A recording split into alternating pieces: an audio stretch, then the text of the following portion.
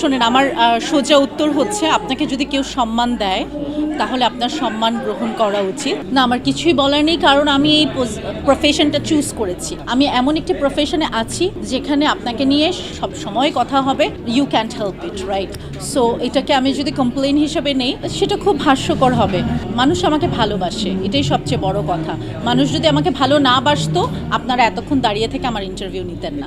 আপনারা তো দেখেছেন আমার পেজে আমি অনেক ছোট ছোট ভিডিও দিয়েছি, তো তারা আসলে খুবই এক্সাইটেড হয়েছে আমাকে দেখে এবং তারা খুব প্রশংসা করেছে। আর তারা সবসময় যারা নিজেদের কালচারকে তুলে ধরে, নিজেদের কালচারের কাপড় চোপড় পরে, সেটা নিয়ে তারা জানতে চায়, তারা প্রশংসা করে এবং অবশ্যই অনেক প্রশংসা করেছে। তারা তো প্রথমত যেটা আমি বললাম যে তারা তো আমার ড্রেস নিয়ে জিজ্ঞেস করেছে যে শাড়ি আছে, এটা কি ড্রেস, এরকম এই ধরনের। তারপর তো আমার ক্যারেক্টার নিয়ে জিজ্ঞেস করেছে এবং আমি যে ক্যারেক্টারটি করেছি প্রিন্সেস ক্যারেক্টার, সেটা নিয়ে জিজ্ঞেস করেছে। এবং ওই সিনেমাতে আমি অনেক মোটা, ঠিক আছে, আরও 11 কেজি বেশি, তো সেটা নিয়ে জিজ্ঞেস করেছে।